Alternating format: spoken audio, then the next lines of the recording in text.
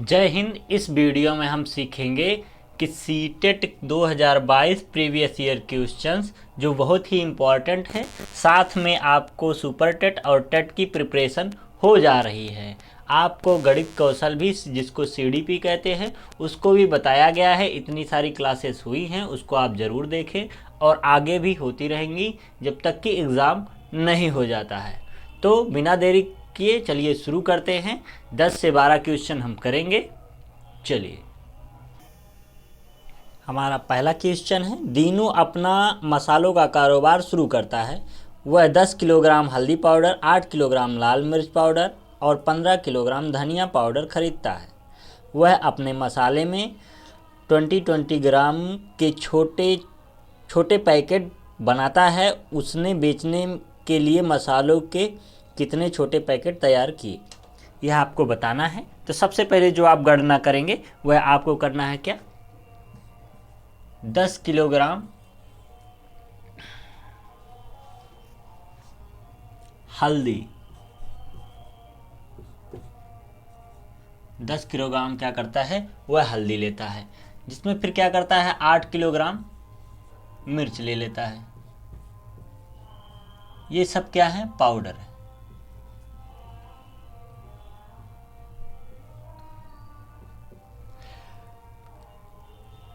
15 kilogram धनिया powder,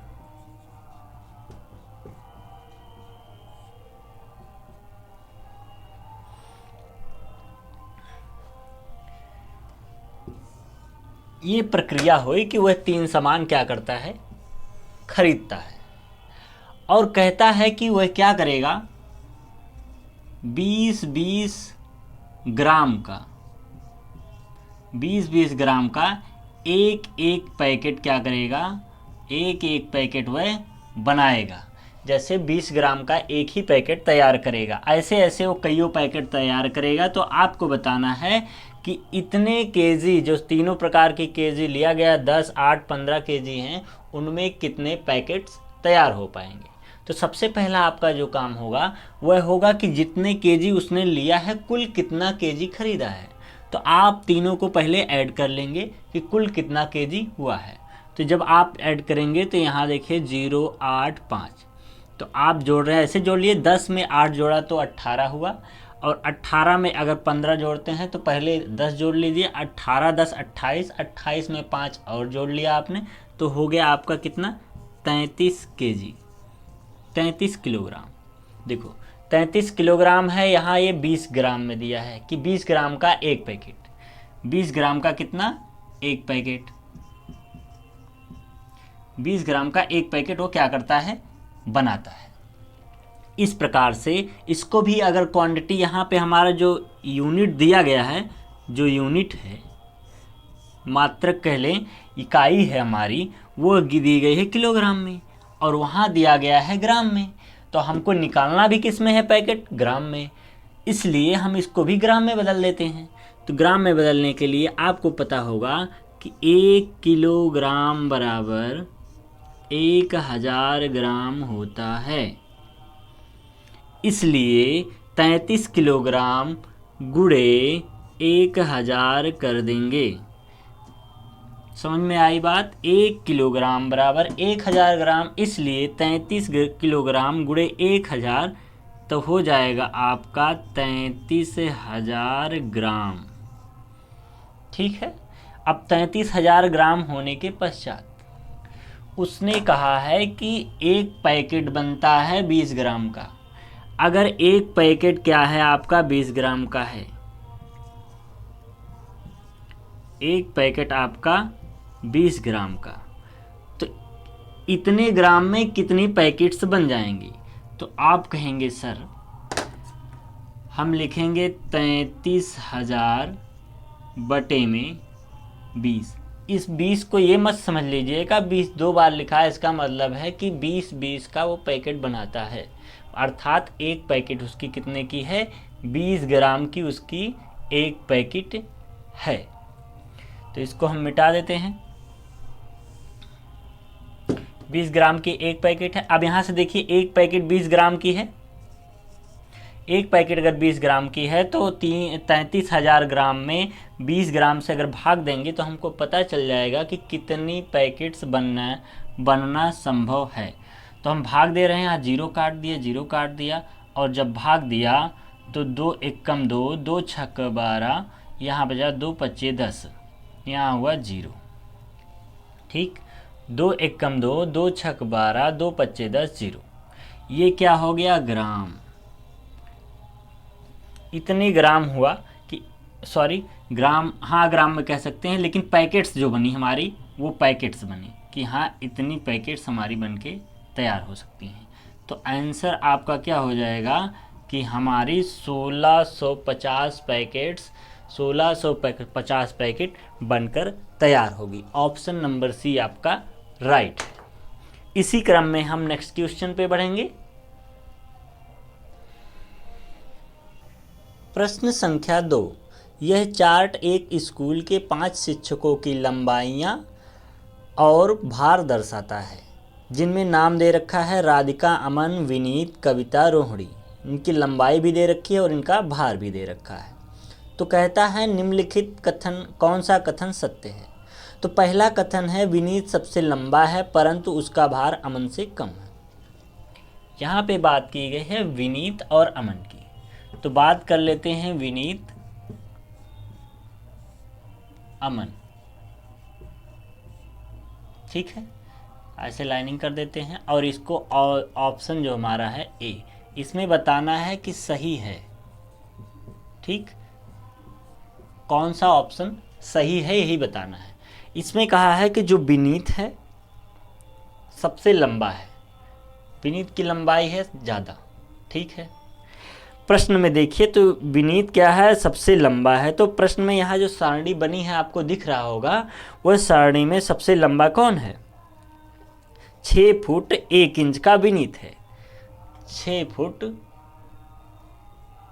1 inch का, चलो ऐसे लिख देते हैं 1 इंच। ठीक, 6 फुट 1 इंच का ये है। जबकि अमन की बात की जाए, अमन 5 फुट 10 इंच का है। आपको वहाँ दिख रहा होगा कि सबसे बड़ा है, ये तो सही बात है, लेकिन इसमें फिर कहा कि परंतु उसका भार अमन से कम है। देखिए विनीत का जो भार है वो 72.5 है, 72.5 है, जबकि यहाँ पे अमन का भार कितना है? 67 सिर्फ है। ये इतना किलोग्राम है और ये 67 किलोग्राम है। तो आप ही बता सकते हैं कि दोनों में से ज़्यादा कौन है। तो आप कहेंगे सर जो 72.5 है ये ज़्यादा है। तो ये ज़्यादा है, लेकिन प्रश्न में कहा है कि अमन ज़्यादा है, तो इसका मतलब ये हुआ कि बात गलत है, सही बात नहीं है। प्रश्न में कहा है विनीत लंबा है, ये सही बात है, लेकिन उसी में क्या कहा है? दूसरी बात कह दिया है कि अमन बड़ा है विनीत से, अर्थात अमन इज ग्रेटर देन विनीत, ये प्रश्न में कहा है, लेकिन एक्चुअल में ऐसा नहीं है। एक्चुअल में कौन बड़ा है? विनीत। भारी कौन है? विनीत। सॉरी, ठीक है, यहाँ भार की बात हुई है, भारी कौन है? विनीत। तो विनीत जो भारी है इसकी अपेक्षा, इसलिए यह कथन क्या हो गया आपका? गलत। कथन गलत हो गया। आप सारणी में देखते रहेंगे प्रॉपर, तभी बात समझ में आएगी। सारणी में प्रॉपर देखते रहिए। ऑप्शन बी है। ऑप्शन बी में कहा रोहिणी की लंबाई कविता की लंबाई से 6 सेंटीमीटर कम है। तो यहाँ है रोहिणी, विनीता, यही तो है, कविता, सॉरी। ठीक, रोहिणी और कविता है। इनमें क्या है? लंबाई देखना है। तो सबसे पहले हम देख लेंगे कि रोहिणी की लंबाई कितनी है। तो रोहिणी की लंबाई 4 फुट 10 इंच, जबकि कविता की 5 फुट 2 इंच है। तो आप बताइए कौन बड़ा है? बड़ा तो कविता हुई, क्योंकि 5 फुट 2 इंच की है, लेकिन प्रश्न में क्या कह रहा है रोहिणी बड़ी है। तो इसका मतलब ये गलत हो गया। प्रश्न में कहा है कि यह बड़ी है रोहिणी, परंतु हम जब अभी निष्कर्ष निकाल रहे हैं तो ये 5 है 4 है, तो इससे पता चल रहा है कि बड़ा कौन है? कविता है। इसका मतलब यह कथन गलत हो गया, जो प्रश्न में कहा वो गलत हो गया। ऑप्शन बी भी गलत हो गया। ऑप्शन सी पर आ जाएं। ऑप्शन सी का है राधिका और विनीत के भारों का योग अमन और कविता के भारों के योग से कम है।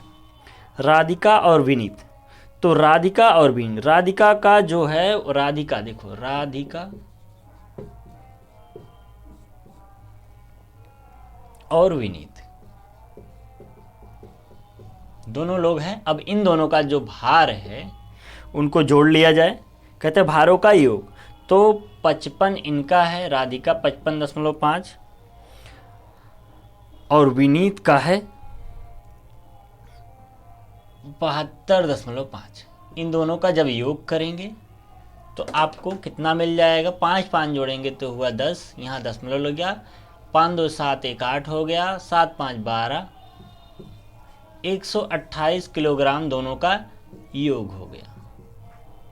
ठीक, और उसी प्रश्न में कहा क्या, अमन और कविता के भारों के योग से कम है। अब अमन और कविता आ गई, अमन कविता। देखिए ये ऐसे प्रश्न हैं जिनको आपको ऐसे लगाना ही पड़ेगा। तो अमन का भार देख लेते हैं। अमन का जो भार दिया गया है वह 67 दिया गया है और कविता का जो भार दिया गया है वो आपका 60 दिया गया है। अब इन दोनों का जब योग करेंगे तो यहाँ 7 हुआ, 6 दूनी 12 हुआ। ठीक है, अब कहता है प्रश्न में अमन और कविता के भारों के योग से कम है। राधिका और विनीत के भारों का योग, राधिका और विनीत के भारों का योग जो है वो है अमन और कविता के भारों के योग के कम है। मतलब ये कम बता रहा है, कह रहे हैं कि ये कम है, ये इसको कह रहा है कम है, किससे, इनसे। ये गलत बात हो गई। ज़्यादा कौन है, तो आप कहेंगे सर देखा जाए तो ज़्यादा तो ये है और ये कम है, तो जो ज़्यादा है उसको कह रहे हैं कि ये वाला ज़्यादा है। प्रश्न में कह रहे हैं कि ये वाला ज़्यादा है, तो आप देख रहे हैं कि 128 है, 127 से ज़्यादा कौन हुआ, 128 वाला ज़्यादा हुआ, अर्थात राधिका और विनीत वाला ज़्यादा हो गया, अमन और कविता वाला कम हो गया। और प्रश्न में कह रहा है कि अमन और कविता वाला ज़्यादा है राधिका और विनीत से। ठीक, तो यह भी ऑप्शन आपका क्या हो गया, गलत हो गया। तो ऑप्शन तीनों आपके गलत हुए, तो एक ऑप्शन बचता है तो राइट हो ही जाएगा, परंतु कैसे हो जाएगा इसको भी देख लीजिए। रोहिणी का भार कविता के भार का 3/4 भाग है। तो रोहिणी और कविता, सबसे पहले रोहिणी को पकड़ लेते हैं। तो रोहिणी हमारी कितनी है, रोहिणी 45 किलोग्राम की रोहिणी है। और कविता का भार, कविता रोहिणी है या कविता है,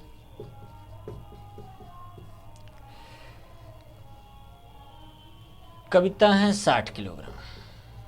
अब देखो कहते हैं इनका भार जो है 1/3 है, अर्थात इन दोनों का भार क्या है, 3/4, यही तो, हाँ बिल्कुल 3/4 है। ठीक है, सॉरी 1/4 हमने बीच में बोल दिया था उसके लिए। अब देखो दोनों का क्या करेंगे, यहाँ हो गया 45/60 करेंगे दोनों का। रोहिणी और कविता का जब हम रेशियो करेंगे तो 3/4 आना चाहिए, यह प्रश्न में कह रखा है। ठीक, आप काट के देख लेंगे, 15 तियाँ 45 और 15 चौको 60, अर्थात ये बातें सत्य है। यह बात क्या है, सत्य है कि जो रोहिणी और कविता है इन दोनों के भारों का अनुपात जो होगा वह 3/4 होगा। अनुपात कहें या फिर कह रहा है कि भार का 3/4 कहे या अनुपात कहे, बात एक ही है। अर्थात ऑप्शन डी आपका क्या हो जाएगा, ऑप्शन डी आपका राइट आंसर है। इसी क्रम में नेक्स्ट क्वेश्चन की तरफ बढ़ेंगे। प्रश्न संख्या 3, 5 क्रमागत प्राकृतिक संख्याओं का औसत 15 है, पहली और अंतिम संख्याओं का योग क्या होगा। जब भी आपको, हमने पढ़ा रखा है नंबर सिस्टम में कि जब भी आपको क्रमागत, प्राकृतिक क्रमागत, देखिए जहाँ पे आपको ऐसे मिल जाए प्राकृतिक क्रमागत संख्या, प्राकृतिक क्रमागत संख्या का जब बात कर देगा तो सीधी सीधी बात, आपको कुछ नहीं करना है, यही सोचना है कि प्राकृतिक मान लिया x होगा, x+1 होगा, ऐसे मानते चलना है, x+2 होगा, x+3 होगा।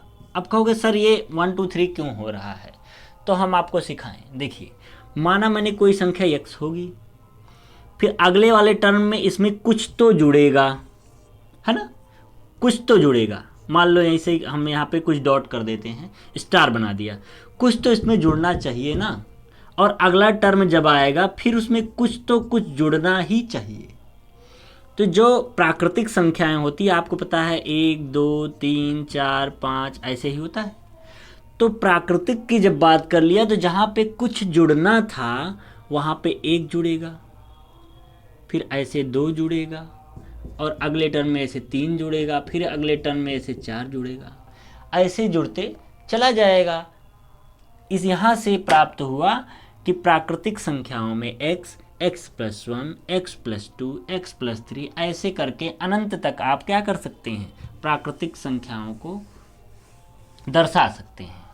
अब देखिए, प्राकृतिक संख्याओं को इस तरह से क्रमागत, क्रम के रूप में, क्रमागत पे ध्यान दें, क्रमागत दिया गया है तो क्रम के रूप में ध्यान देंगे। उसने कहा है प्राकृतिक क्रमागत, प्रश्न पढ़ देते हैं, पांच क्रमागत प्राकृतिक संख्याओं का औसत 5, 1 2 3 4, एक और x+4 प्राकृतिक संख्याओं का क्रमागत प्राकृतिक संख्याओं का योग। अब योग का अर्थात है इन संख्याओं को क्या कर दिया जाए, जोड़ दिया जाए, ठीक है। औसत दे रखा है 15 है, योग औसत क्या है 15 है। अब देखिए, योग औसत 15 है तो हम आपको बता दें कि आपको एक फार्मूला पता होना चाहिए औसत का, और नहीं पता है फिर भी जान जाइए, जब भी औसत आपसे पूछेगा कि तो कुल संख्या का योग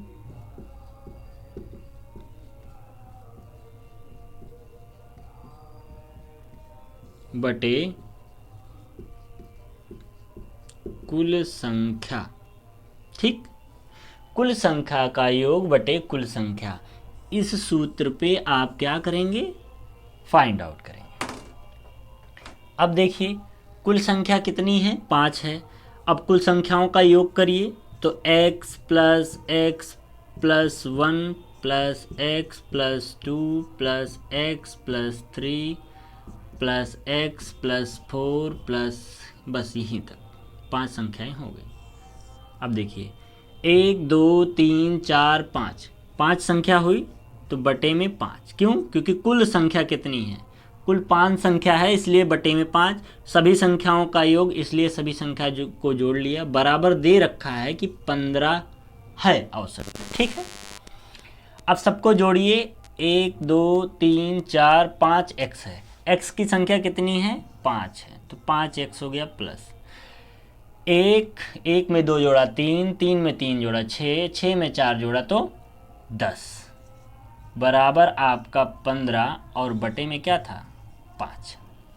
अब इसी को और अगर सॉल्व करें, 5 को उधर भेज देंगे तो इसको पहले ऐसे रहने देंगे, 5x + 10 बराबर 15 × 5, आपका हो जाएगा 5x + 10 बराबर 15 × 5 हुआ है तो 15 × 5 = 75 हो जाएगा, 15 × 5 = 75।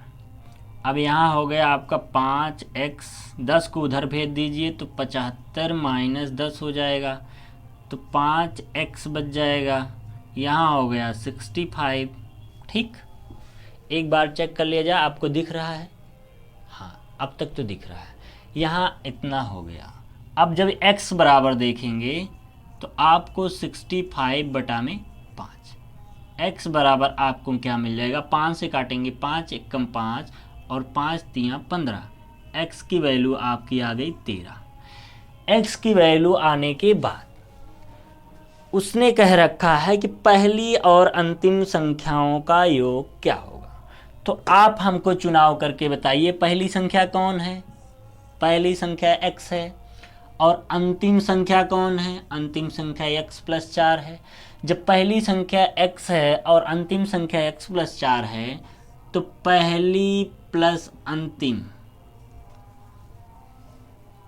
पहली कितनी है? x है, और अंतिम कितनी है? x+4 है। यही है ना? यही तो प्रश्न में कहा है कि पहली संख्या और अंतिम संख्या का योग। तो दोनों को जोड़ लीजिए। x की वैल्यू आपको दे रखी है 13 + 13 + 4।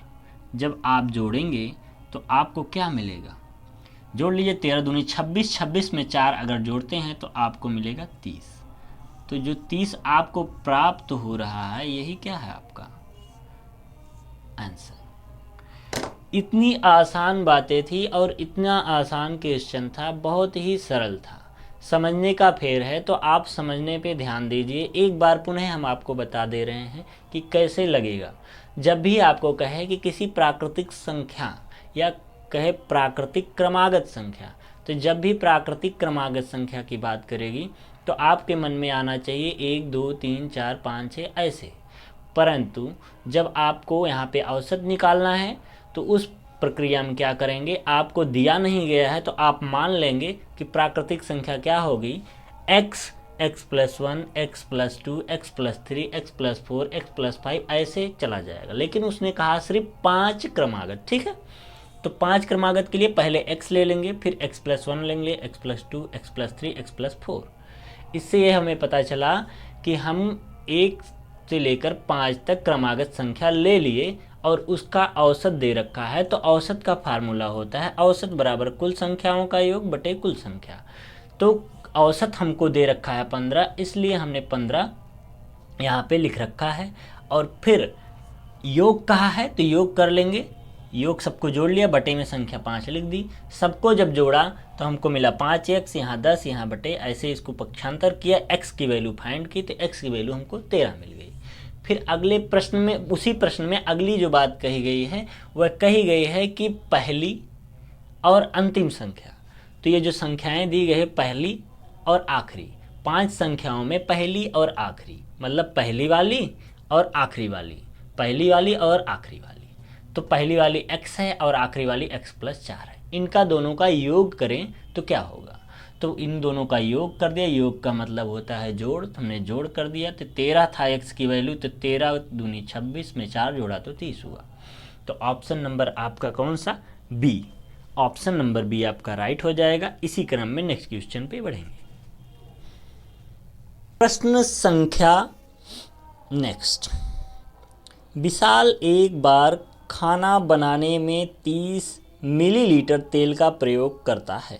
वह दिन में 3 बार खाना पकाता है। यदि वह 4 सही 1/2 महीने पकाता है तो वह कितना तेल प्रयोग करेगा, जहाँ पर 1 महीना 30 दिन के लिए दर्शाया गया है।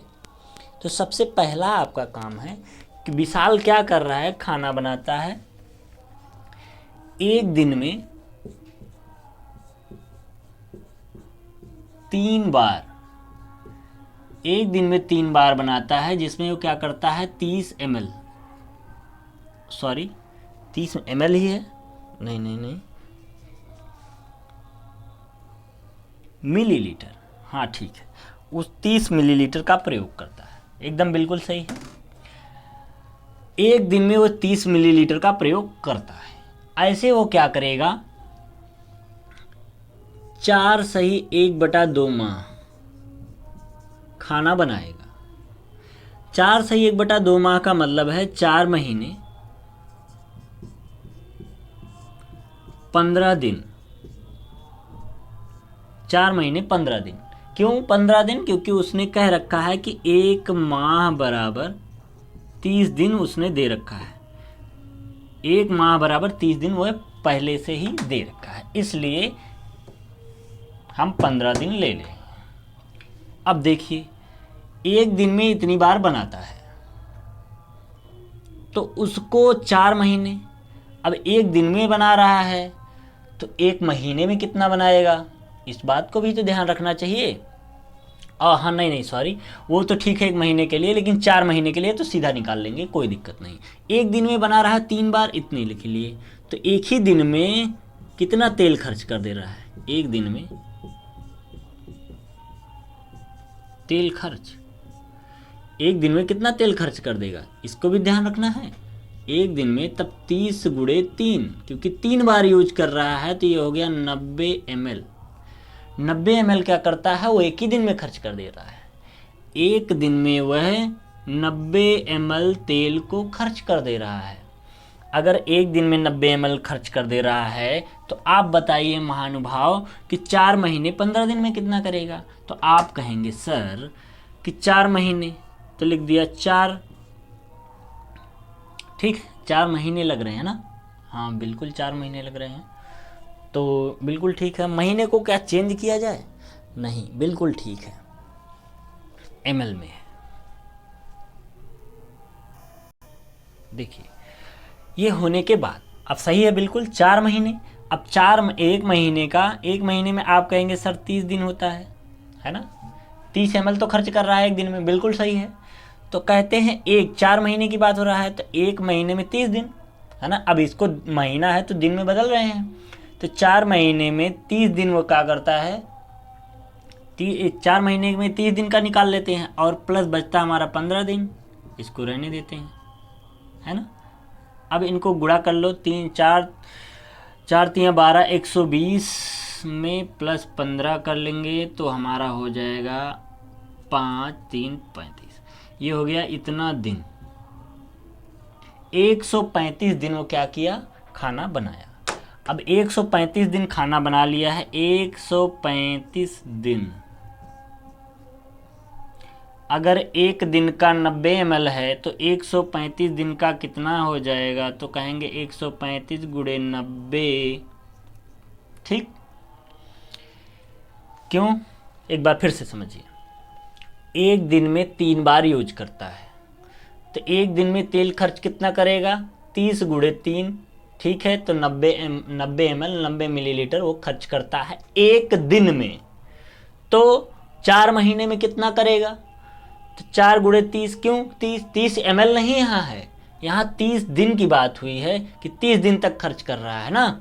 एक महीने में 30 दिन दिया गया है, इसलिए 30 गुणे 4 करेंगे तो 4 महीने का निकल के आएगा, और 15 दिन हमारा बचा है इसलिए 15 दिन अलग से जोड़ लेते हैं, क्योंकि 4 महीने 15 दिन हुआ है इसलिए हम 15 दिन अलग से लिख लेते हैं। इसका जब गुणा किया तो एक टोटल हमको मिल गया 135 दिन। 135 दिन जब वो क्या करता है, खाना बनाता है, एक दिन में 90 ml खर्च कर रहा है तो 135 दिन में कितना करेगा।